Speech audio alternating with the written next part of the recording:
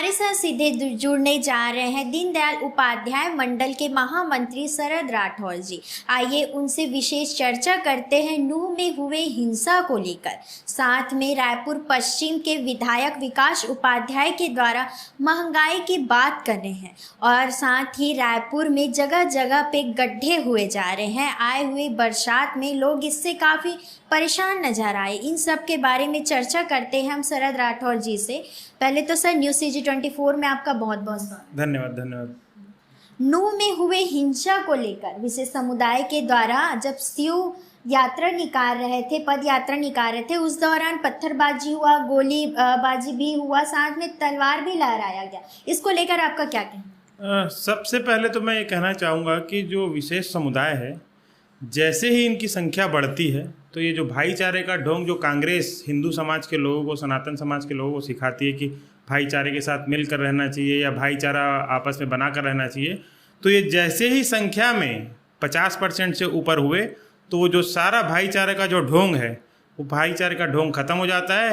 हिंदू केवल चारा बन के रह जाता है और उसका पूर्ण रूप से शोषण किया जाता है, उसका दमन किया जाता है, उसको मार के भगाया जाता है, उसकी संपत्ति छीन ली जाती है। और जो विशेष समुदाय के लोग हैं, अभी जो नूह में हिंसा हुई वर्तमान में, उसमें आप देखेंगे कि जब भी हमारी कांवड़ यात्रा निकलती है या कोई हमारा सनातन धर्म का अनुष्ठान होता है या कोई यात्रा निकलती है, शोभा यात्रा, तो केवल और केवल उसी के ऊपर पथराव होता है। कभी भी आपको ये सुनने नहीं मिला होगा कि विशेष समुदाय के लोग अपना कोई धार्मिक कार्यक्रम कर रहे हैं या कोई अनुष्ठान कर रहे हैं, उसके ऊपर कि कोई सनातनी या हिंदू जाकर के कभी पत्थर फेंका हो।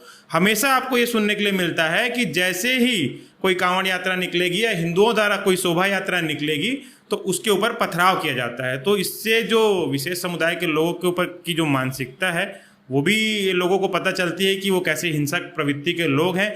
इसके अलावा नूह में जो घटना घटी वो पूर्व सुनियोजित घटना है। एक शिव जी का जो मंदिर है वहाँ पर हर साल की तरह बहुत सारे हजारों की संख्या में जो श्रद्धालु हैं वो वहाँ कांवड़ लेकर के जाते हैं, जल चढ़ाते हैं, अपनी मनोकामना पूर्ण करने की शिव जी से मांग करते हैं। वो जब कांवड़ लेके जा रहे थे तो उस मंदिर के पीछे ऊपर जो पहाड़ था वहाँ से आप सोचिए, उस पहाड़ पर अस्त्र शस्त्र पहुँचाना, वहाँ पत्थर इकट्ठा करना और वहाँ पे 200-250 की संख्या में एकत्रित होना, तो इस सारी चीज़ों का जो प्लानिंग है वो पहले से किया गया होगा। उसके बाद वहाँ चढ़ करके कांवरियों का इंतज़ार किया गया होगा कि जैसे ही कांवड़ यात्रा के जो श्रद्धालु हैं वहाँ पहुँचे तो हम उनको गोलियों से मारे, हम उनको ऊपर पत्थर फेंके और हम उनको उनके जो कांवड़ यात्रा में उसमें विघ्न उत्पन्न करने की कोशिश करें। और ये सुनियोजित घटना है। इसके जवाबी कार्रवाई में हिंदू समाज ने भी उनको जवाब दिया है। तो ये जो नूह की जो घटना है उससे हिंदू समाज को सबक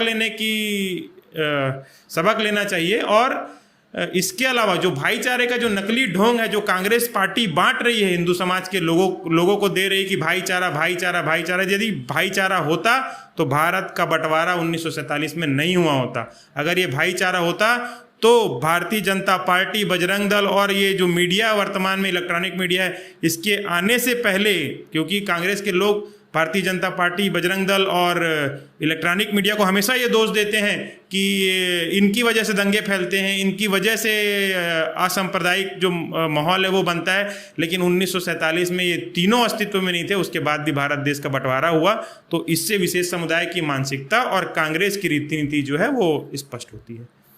क्या इस प्रकार की स्थिति आने वाले समय में रायपुर पे भी या छत्तीसगढ़ पे भी हो सकता है, इसका अनुमान आप लगा सकते हैं? इस तरह की स्थिति कई जगह छत्तीसगढ़ में हो चुकी है। छत्तीसगढ़ में वर्तमान में दो तरफ से हिंदू समाज पीड़ित है। एक तो पहला जो है वो विशेष समुदाय के द्वारा और दूसरा ईसाई धर्म जो के लोग जो हैं जो हिंदू धर्म के लोगों को ले जा करके उनका धर्मांतरण करवा रहे हैं, उनको ईसाई बनवा रहे हैं, उनके घर से मंदिरों को बाहर निकाल के फेंकवा रहे हैं।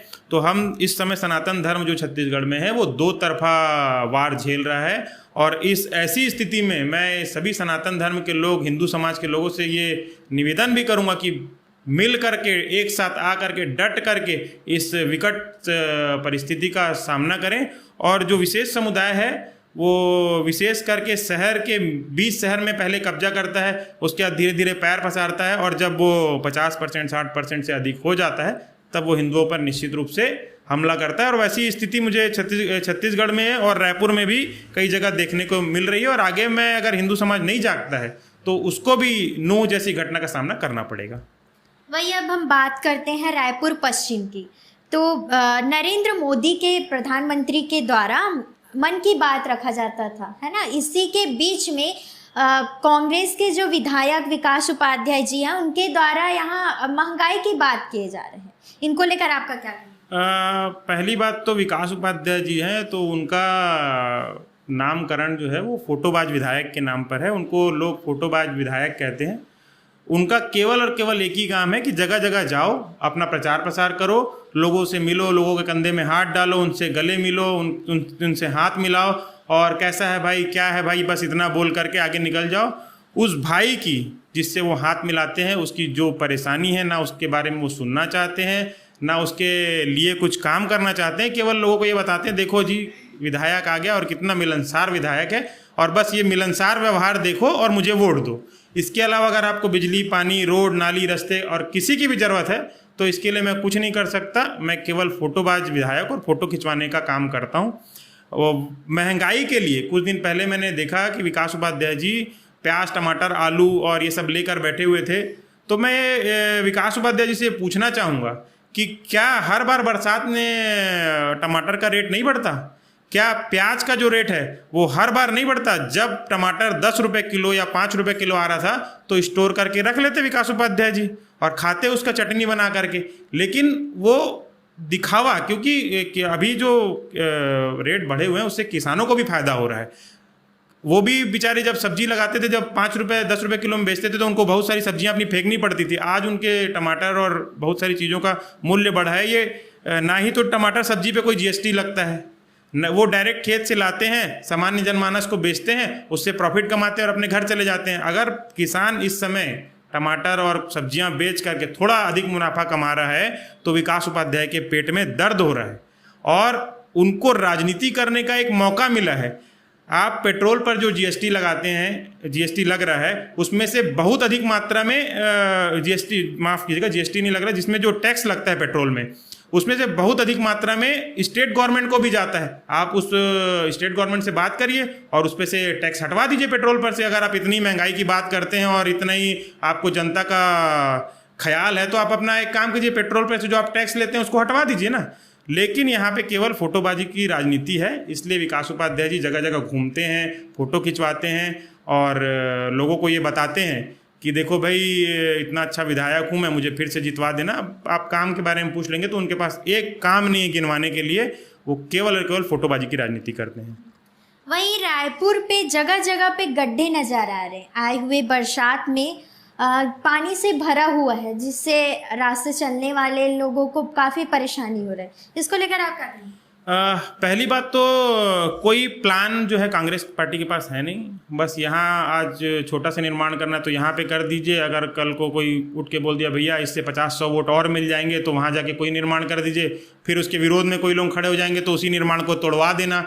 ये जो कांग्रेस की जो नीति है, इनको ना क्या करना है पता है, ना क्या किया जाता है और कैसे किया जाता है उसके बारे में पता है। इनके पास कोई रोड मैप रायपुर शहर को लेकर के नहीं है। इसके पहले जो भारतीय जनता पार्टी के विधायक थे उन्होंने रायपुर शहर को ऐसा बनाया, ऐसा उनके पास प्लान था कि वो स्टेशन से डायरेक्ट रोड एयरपोर्ट के लिए वो कनेक्ट करवाते हैं। जो रेल लाइन, छोटी रेल लाइन थी, उसको तोड़ करके उसके ऊपर अगर एक्सप्रेसवे का निर्माण करवा रहे हैं भारतीय जनता पार्टी के पूर्व विधायक माननीय राजेश मुड़त जी, तो उनके पास क्या प्लान रहा होगा। लेकिन कांग्रेस के पास ना कोई प्लान है, ना कोई काम करने के लिए। इसीलिए तो ये जो गड्ढे पड़े हुए हैं, अभी मैं हमारे DD नगर में एक स्कूल है, केंद्रीय विद्यालय स्कूल, जो कि सेंट्रल गवर्नमेंट मतलब सेंट्रल लेवल का स्कूल है। उस स्कूल के सामने वहाँ की जनता पागल हो गई बोल बोल के कि इस जो गड्ढा खुदा हुआ है उसको बंद करवा दीजिए। वहाँ के जो अभिभावक अपने बच्चों को छोड़ने आते थे, क्योंकि वो एक तरफ से गाड़ी लेकर आते थे, अपने बच्चे को उतारते थे, दूसरी तरफ से निकल जाते थे। चूंकि दूसरी तरफ का रास्ता बंद है तो उनको गाड़ी मोड़ करके वापस जाना पड़ता है, जिससे उनके बच्चों को स्कूल जाने में देरी होती है, उनके अभिभावकों को परेशानी हो रही है। हम लोग इस बहरे विधायक के खिलाफ में वहाँ पर मुखौटा पहन करके एक ट्यूब में उसको तैराने का काम किए थे। उसके बाद भी इस विधायक के आंखों में कानों में जूं तक नहीं रेगा, ना ही वहाँ देखने गया। आज वो 2 से 3 महीना हो गया, वही स्थिति वहाँ पड़ी हुई है। इसके अलावा जो रायपुर शहर में जो गड्ढे हैं उसके लिए जो निगम है, जो महापौर है, एक कबाड़ी के हाथ में आपने निगम दिया है, तो कबाड़ ही बनेगा रायपुर शहर। तो ये जो निगम के जो गड्ढे हैं ये इनके रीति नीति में ही है, इनका कुछ नहीं हो सकता। ये ना इनके पास विकास करने के लिए कोई मुद्दा है, ना ही इनके पास रोड मैप है। ये गड्ढे जो और हैं, अगर पुनः ये लोग जीतेंगे तो इससे बड़े बड़े गड्ढे रायपुर शहर को देखने मिलेंगे।